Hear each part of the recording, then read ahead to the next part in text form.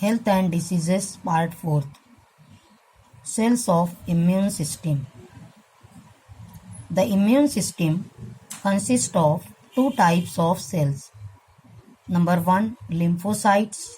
Number 2, antigen presenting cells. Lymphocytes are the main cells of immune system.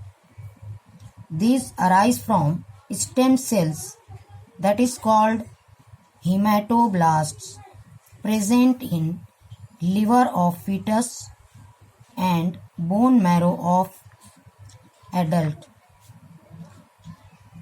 Lymphocytes WBCs होते हैं जो immune system का main part होते हैं.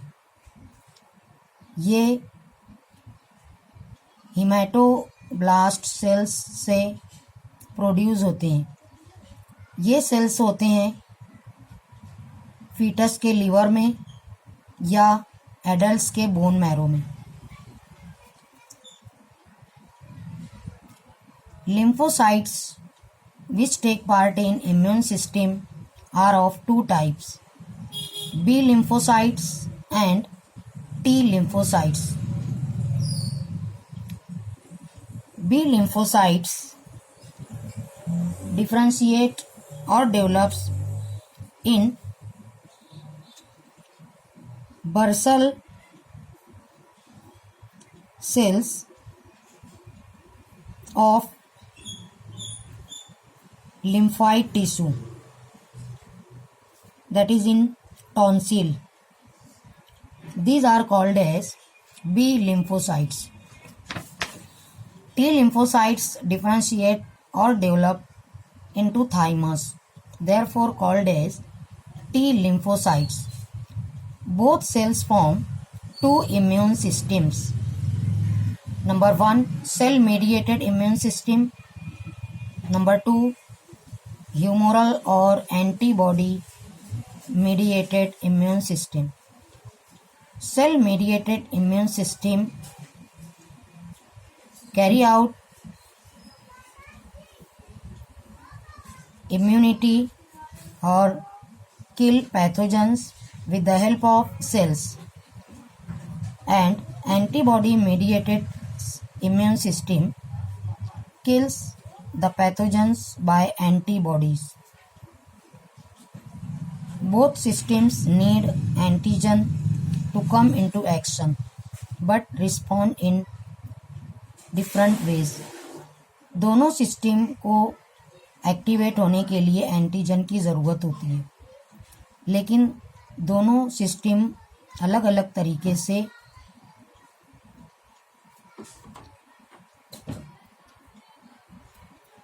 एंटीजन के अगेंस्ट में रद्द अमल देते हैं. Number 1, mechanism of response of T lymphocytes to antigen.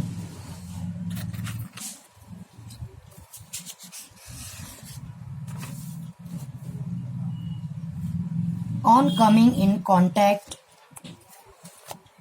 with an antigen, a T lymphocyte forms clone of T cells which are similar but they perform different functions. अगर T lymphocytes antigen के contact में आते हैं तो वो divide होते हैं और पूरा सेल्स का एक ग्रुप बनाते हैं जो सिमिलर होते हैं, लेकिन हर सेल अलग अलग फंक्शन परफॉर्म करता है. Number 1, helper T cells. Sensitized helper T cells produce lymphokines for performing several types of functions like proliferation of other T cells, stimulation of B lymphocytes and macrophages.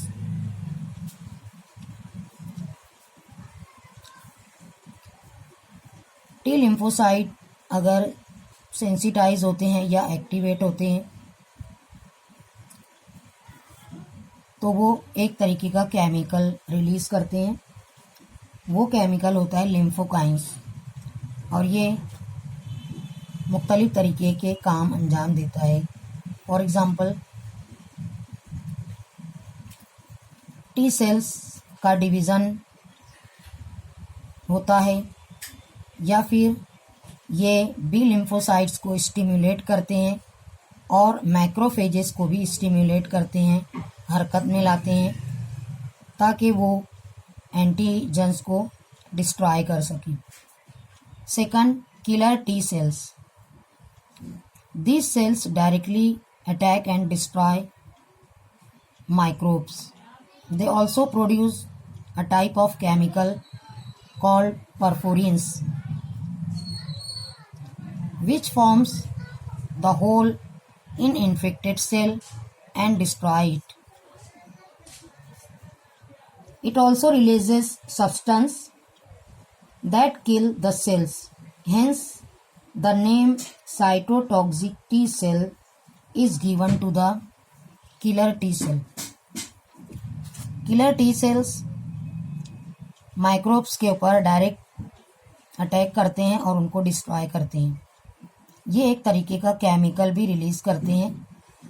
वो chemical कहलाता है perforins. ये chemical infected cells के अंदर सुराख करता है और उनको डिस्ट्रॉय कर देता है। किलर टी सेल्स एक टॉक्सिक सब्सटेंस भी रिलीज करते हैं जो माइक्रोब्स को किल करते हैं, डिस्ट्रॉय करते हैं, इसलिए इनको साइटोटॉक्सिक सेल्स भी कहते हैं। Third, suppressor T cells. These cells suppress entire immune system against the attack on own body cells. ये सेल्स इम्यून सिस्टम की एक्टिविटी को सप्रेस करते हैं जब माइक्रोब्स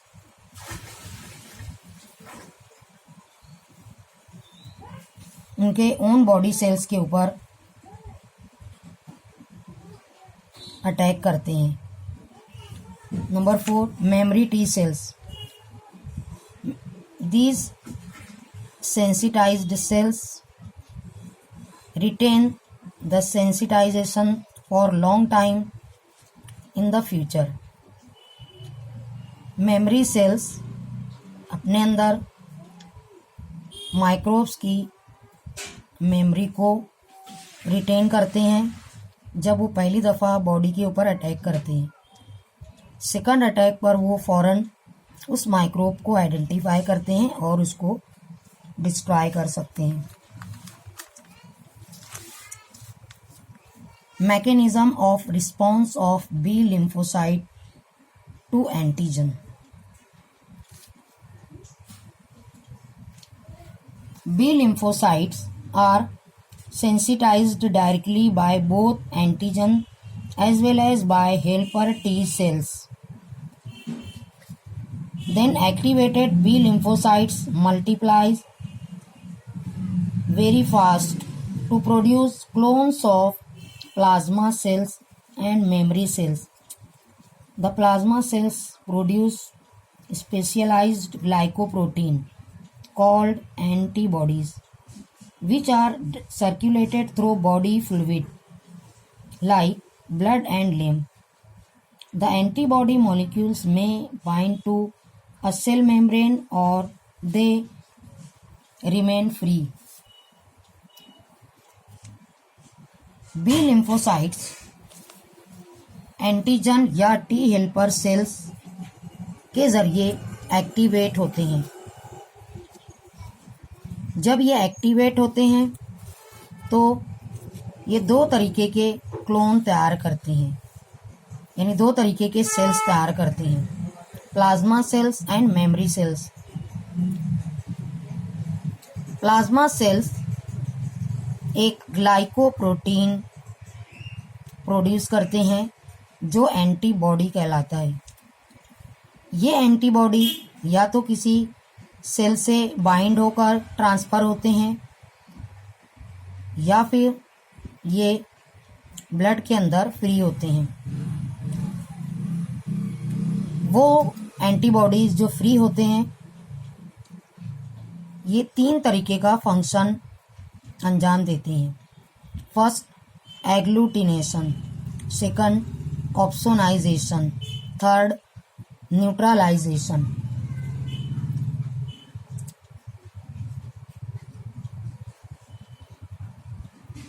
ये माइक्रोब्स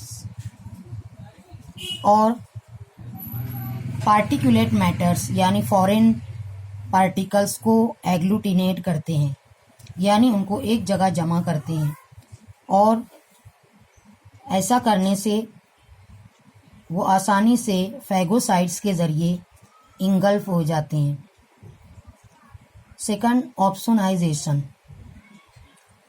यही एंटीबॉडीज़ बैक्टीरिया और माइक्रोब्स के अतराफ एक कोटिंग तैयार करते हैं।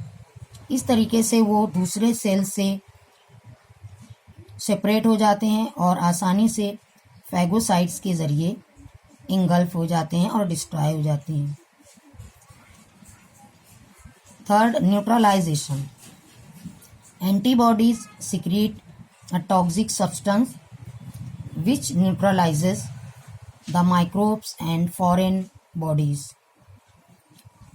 एंटीबॉडी एक तरीके का टॉक्सिक सब्सटेंस रिलीज करते हैं जो माइक्रोब्स और फॉरेन पार्टिकल्स को न्यूट्रलाइज कर देते हैं।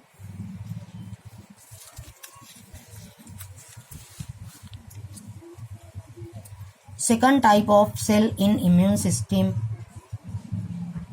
are called antigen presenting cells. These cells directly engulf invading antigens or microbes and process or digest these antigens. Then the digested antigens are presented on their own surface for use. These cells also able to deliver a stimulating signals that is necessary for activation of T helper cells.